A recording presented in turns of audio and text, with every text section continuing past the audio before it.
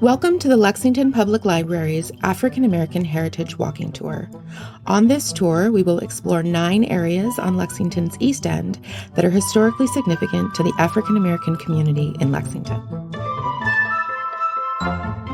The tour begins at the First African Baptist Church, which is on the southwest corner of Short and Dewey Streets.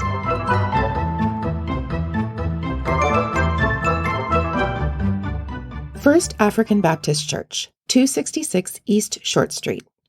The First African Baptist Church in Lexington is the oldest congregation in the United States for Black Baptists, west of the Allegheny Mountains. The church was originally founded in 1790 by Peter Durrett, and the congregation met in a building on land provided for by one of the founders of Lexington, John Maxwell. The first location of the church was on Winslow, now Avenue of Champions, and Lexington Avenues. Peter Durrett, known as Brother Captain, Old Captain, or Reverend Captain to his community, had been enslaved in Virginia and first came to Kentucky in 1785 with his wife while they were still in bondage.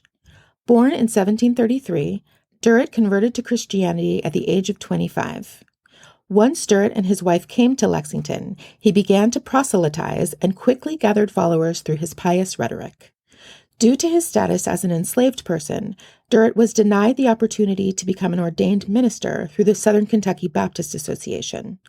Undaunted, he carried on with his ministry and continued to baptize converts. Though the early church did not keep records, sources indicate that by the time Durrett officially organized his congregation in 1801, over 300 enslaved people from around Lexington and Fayette County were members. Before purchasing the building at this location, the church occupied 2 other sites in Lexington. One was on the corner of Hill and Mulberry Streets, now High and Limestone, and the other was on the same block at the corner of Limestone and Maxwell Streets. While Durrett was the sole pastor for much of the church's early history, when the church moved to the Limestone and Maxwell location, he was joined by a co-pastor by the name of London Farrell. A well-known historical figure in the Lexington African American community, London Farrell was born in Virginia in 1789 and came to Lexington as a freedman between 1812 and 1815. Farrell co-pastored with Peter Durrett at First African Baptist Church for 2 years before Durrett's death in 1823. After Durrett's death, the church split into 2 congregations. Some members stayed with the First African Baptist Church, led by London Farrell, and others moved on to the historic Pleasant Green Missionary Baptist Church, which is currently located on Maxwell Street. The First African Baptist congregation moved to this location in the 1830s, and under Farrell's leadership became the largest congregation of African Americans in Kentucky with over 1,800 members. Farrell served as the leader of the First African Baptist Church and a leader in the Lexington African American community for over 30 years. He died in 1854 and was buried in the old Episcopal burying grounds located on East 3rd Street and Elm Tree Lane. He is the only African American buried in that cemetery. Currently, on East 3rd Street next to the old Episcopal burying grounds cemetery, there is a community garden named after London Farrell. The church's congregation split again in 1862, which led to the founding of the Main Street Baptist Church. For 64 years, between 1862 and 1926, the First African Baptist Church was led by 8 different reverends. In 1926, Homer Nutter became reverend of the church and led the First African Baptist Church until his retirement in 1976. The building itself was added to the National Register of Historic Places in 1986, and in 1987 the congregation moved to a new location at 465 Price Road. Since 1987, the building has been used as a child care center and is presently being used as office space by a number of businesses. From First African Baptist Church, walk north to Dewey Street. 148 Dewey's will be on the right-hand side of the street.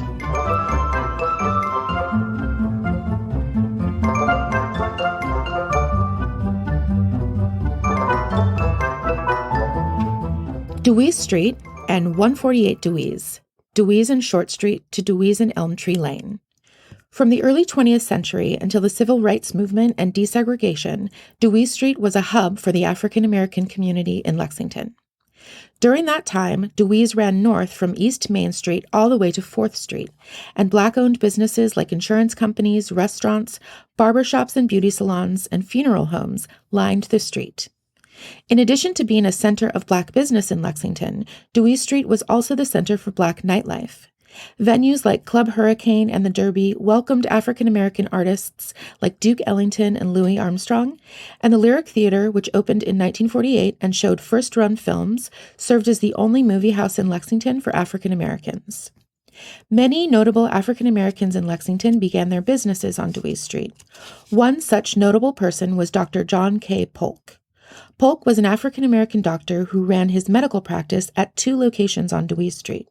From 1914 until 1919, Dr. Polk's practice was located at 166 Dewey Street, an address that no longer exists.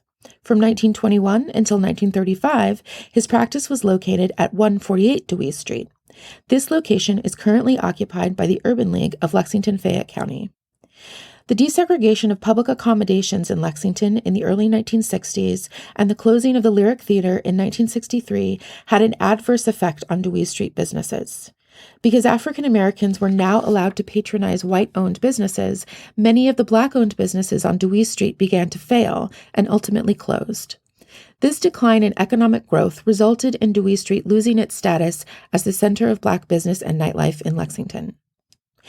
In the 1980s, the urban county government presented a plan to revitalize Dewey's, but the project never got off the ground, and in the 1990s, when Elm Tree Lane was built, the street was cut off, making it less than half of its original length. Despite these setbacks, the reopening of the Lyric in 2010 was seen as a step in a positive direction for Dewey's Street. Though it may never have the prominence it once did in Lexington or with the African American community, Dewey Street is an example of the self-determination of African Americans in Lexington under Jim Crow segregation. From Dewey Street, walk north. Make a left onto Elm Tree Lane. The clinic is on the left-hand side of the street between East 2nd Street and East 3rd Street.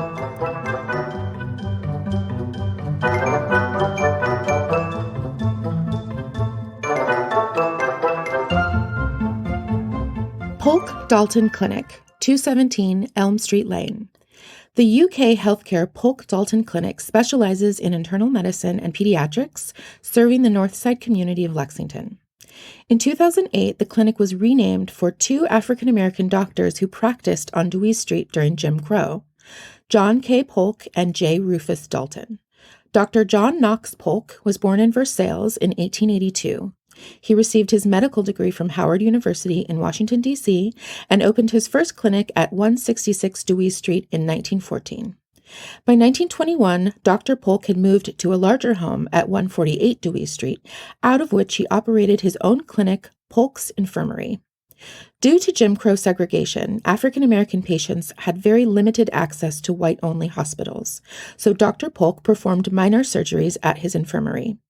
At the time, Dr. Polk was one of only 4 African American doctors in Lexington permitted to perform major surgeries at the white-only hospitals in town, St. Joseph's and Good Samaritan. In 1931, a doctor from Georgetown, Dr. J. Rufus Daulton, joined the Polk's infirmary practice. J. Rufus Daulton was originally from Illinois and received his medical license from Meharry Medical College in Nashville. Polk's Infirmary operated under the leadership of John Polk until 1935, when Dr. Polk and his family moved to Florida. Dr. John K. Polk died in 1936. After Dr. Polk died, a funeral director and a lawyer operated out of 148 Dewey Street, until 1942, when Dr. J. Rufus Daulton again began practicing at that address. By 1943, Dr. Daulton was the sole practitioner at 148 Dewey Street. For 10 years, until his death in 1953, Dr. Daulton served the African American community in Lexington. After Dr. Daulton's death, 148 Dewey's became the private residence of Dr. Daulton's wife, Anna Daulton, until 1991. In 1995, the property became vacant, and in 1998, the Lexington-Fayette County Urban League purchased the building.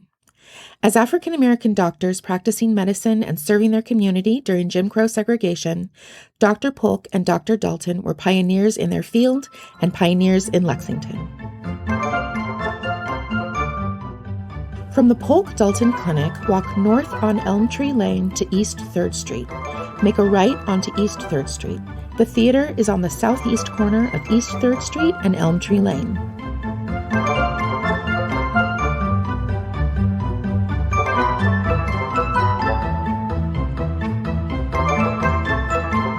Lyric Theater and Cultural Arts Center, 300 East 3rd Street.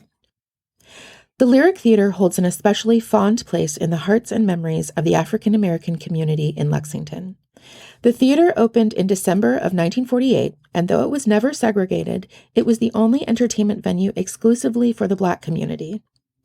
Boasting a restaurant and seating for 924 patrons, the Lyric sat at the core of the East End community for 15 years.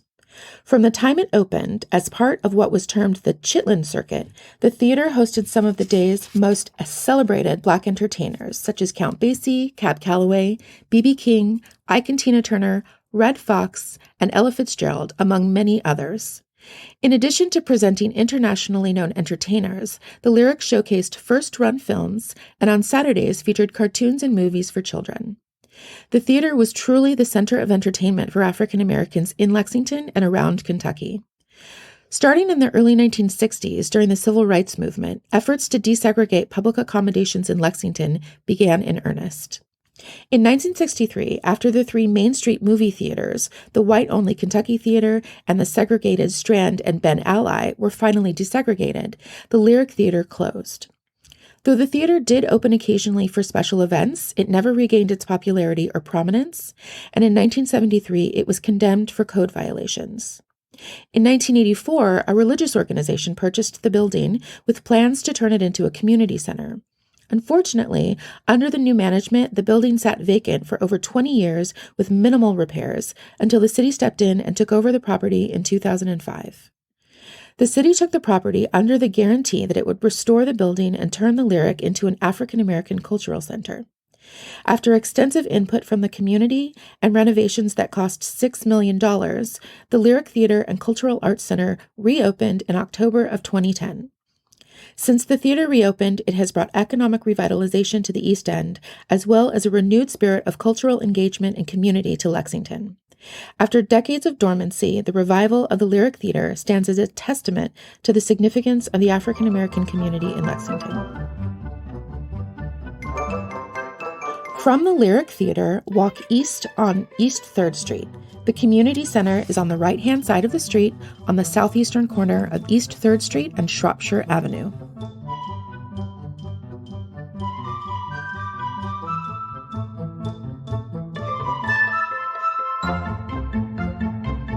Charles Young Park and Community Center, 540 East 3rd Street.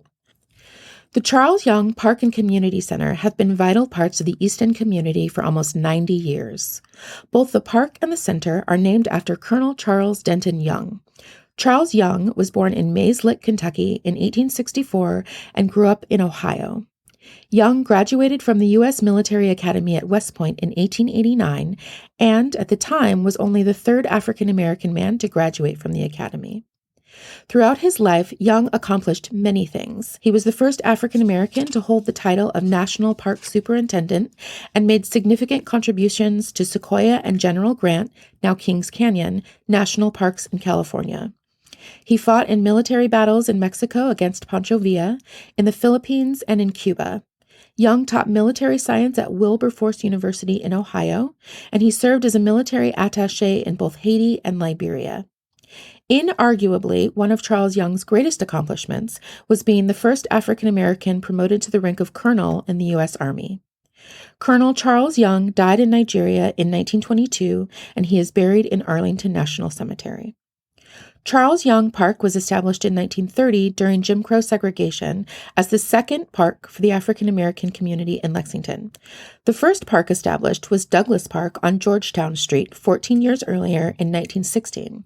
5 years after Charles Young Park was established, and with the help of a federal Public Works Administration grant, the Charles Young Community Center was constructed. The center opened in March of 1935 to 3 days of celebrations with over 1,000 visitors to the center. Throughout the 1940s and 50s, the Charles Young Center served the East End community as a place for families and young people to go for a number of recreational activities, including sports, dances, club meetings, and tutoring and mentoring programs. During the Civil Rights Movement, the center was the headquarters for the Lexington branch of the National Association for the Advancement of Colored People, and the organization continues to meet at the center the second Monday of every month. In 2016, the Charles Young Center was added to the National Register of Historic Places, and it continues to bring together the East End community through youth and teen activities, senior activities, and the annual East End Day Community Reunion. From the Charles Young Center, walk east on East 3rd Street toward Winchester Road. The park will be on the left-hand side of the street on the northwest corner of Midland Avenue and East 3rd Street between Nelson Avenue and Midland Avenue.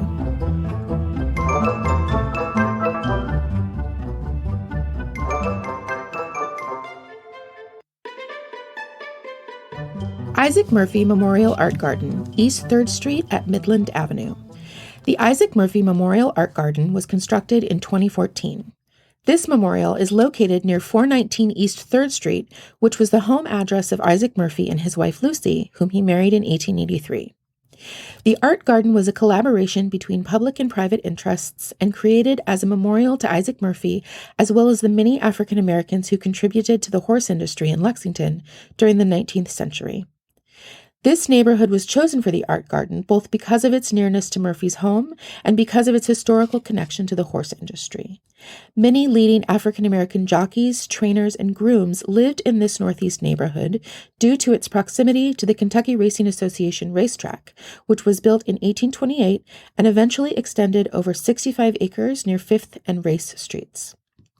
In the late 1800s, many of the leading jockeys in the United States were African American, and Isaac Burns Murphy was one of the most successful African American jockeys to ever ride.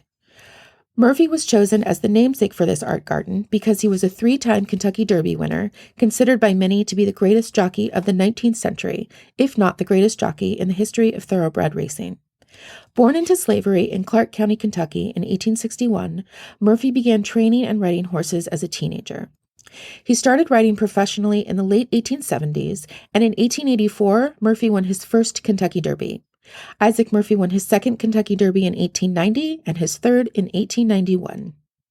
In addition to being the first person to win 3 Kentucky Derbies, Murphy rode and won in prestigious races such as the Kentucky Oaks, the Clark Handicap, and the American Derby. Isaac Murphy was one of the highest-paid American jockeys, and in 1887 he received $12,000 for a race, which is equivalent to $300,000 in today's money. Murphy ran his last race in 1895 and died in 1896 at the age of 35.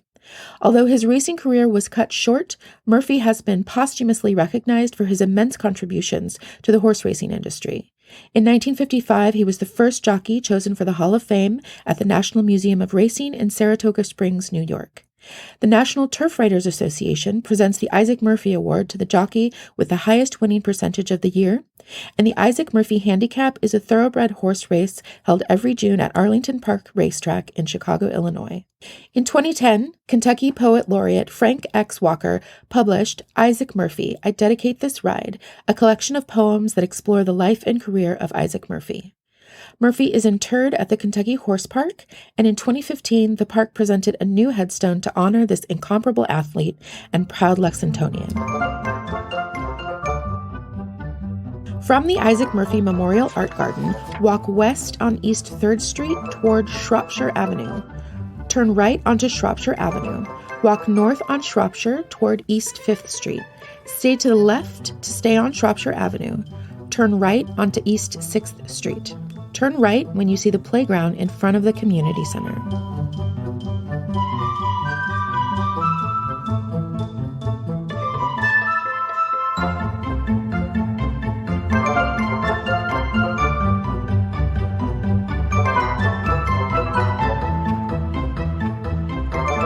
William Wells Brown Community Center and Elementary School, 548 East 6th Street and 555 East 5th Street. William Wells Brown Elementary School was built in 2008 to replace 2 other, now closed, elementary schools. The community center attached to the elementary school opened in that same year. Both the school and the community center are named after William Wells Brown, a formerly enslaved man born near Lexington who rose to international heights as an author, a playwright, and an abolitionist. William Wells Brown was born into slavery in 1814 on a farm in Montgomery County, Kentucky. He was the son of an enslaved African-American woman and a white man who was believed to be the cousin of the man who enslaved William's family. In 1816, William and his family were moved to Missouri, where he lived in bondage until escaping slavery in 1834. After escaping slavery, William Wells Brown found himself destitute in Ohio. While in Ohio, he received help from a Quaker man named Wells Brown, from whom William adopted his surname. As a free man, William Wells Brown became self-educated and began writing books, including his autobiography, Narrative of William W. Brown, a Fugitive Slave, written by himself. William Wells Brown was a conductor on the Underground Railroad and traveled the world as an anti-slavery advocate. He lived in the UK for 5 years, and in 1853, his most famous book, entitled Clotel, or The President's Daughter, A Narrative of Slave Life in the United States, was published. This book is thought to be the first novel written by an African-American person. Due to the book's controversial subject matter, many believe it was an allusion to Sally Hemings and Thomas Jefferson, the book was not published in the United States until 1864. 10 years before that, in 1854, William Wells Brown came back to the United States, settling in Massachusetts. After returning to the U.S., he authored at least 5 more books, continued to lecture on abolition, and in his later years became a doctor. A well-regarded man of letters, William Wells Brown died in Massachusetts in 1884. He was inducted into the Kentucky Writers Hall of Fame in 2013. Before this location was the site of an elementary school and a community center named after a Kentucky native son, it was the location of the Kentucky Race Association racetrack. Before Keeneland opened in 1936, the Kentucky Association racetrack was the premier location for thoroughbred horse racing in Lexington. The Kentucky Association was formed in 1826 by local luminaries like Henry Clay and Dr. Elisha Warfield. The association's 1-mile racetrack, its grandstand for spectators, and its stables for horses was built between 1825 and 1834 and eventually extended over 65 acres in this area.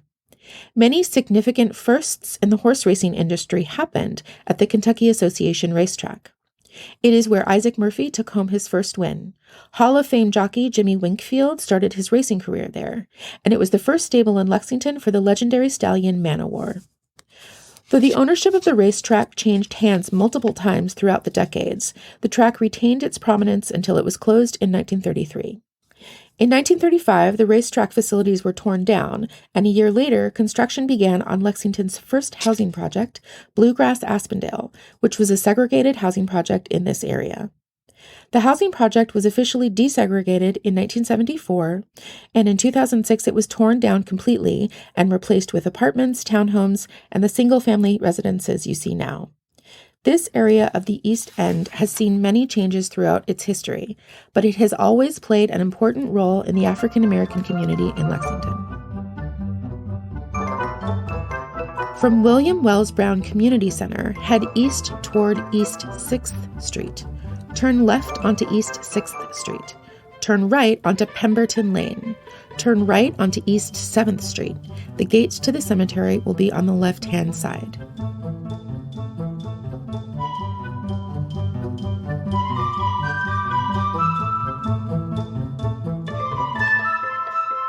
African American Cemetery No. 2, 419 East 7th Street. African Cemetery No. 2 was established in 1869 by the Union Benevolent Society No. 2 as the Cemetery of the Union Benevolent Society No. 2.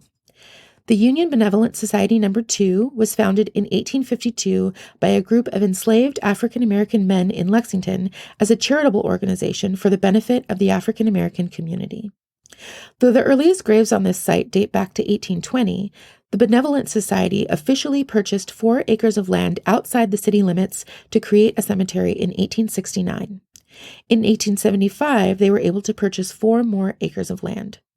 What is particularly noteworthy about this cemetery is that the land was originally purchased, developed, and maintained by newly freed African Americans during the Reconstruction era.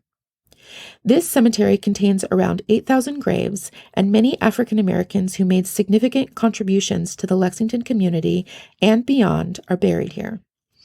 Among the interred are individuals like Reverend Frederick Braxton, after whom Bracktown was named, a minister at both the First African Baptist Church on Short Street and Main Street Baptist Church. Also, Oliver Lewis, the famous jockey who won the first Kentucky Derby in 1875, whose remains were reinterred here in the 1920s. And Isaac Murphy, who was originally buried here, but whose remains were eventually moved to the Kentucky Horse Park. Military men from the Civil War to World War II, educators, community leaders, and many African Americans who worked in the horse industry in the late 1800s are buried at African Cemetery No. 2.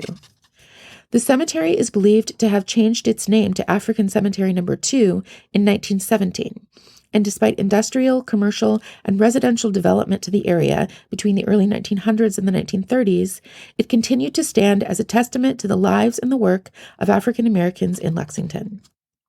The Union Benevolent Society No. 2 managed the cemetery with membership dues until the decline of the organization around 1940. And with the decline of the organization and the decline of funding came a decline to the maintenance of the cemetery. Without regular maintenance, the property became overgrown. In the 1950s, African American civic leaders in Lexington reached out to the community to galvanize a collective effort to preserve the cemetery. Those efforts went largely unheeded, and the cemetery continued to fall into disrepair. There was some effort to clear the cemetery in the 1960s, and in the early 1970s, the Lexington city government charted many of the graves. The last burial in the cemetery occurred in 1974. However, it was not until the late 1970s when African American community leaders came together to restore the neglected property. In 1979, African Cemetery No. 2 Incorporated was formed to purchase the property and raise money to protect and support the cemetery. This organization initiated restoration to the property in the early 1980s, but that restoration was short-lived and the cemetery again fell into disrepair. It was not until the late 1990s when a sustained community effort was undertaken to revitalize the cemetery and restore it to its former glory. Through the care of concerned citizens and family members of those buried here, African Cemetery No. 2 was saved from neglect, and its rich history was uncovered and honored. In 2004, African Cemetery No. 2 was added to the National Register of Historic Places.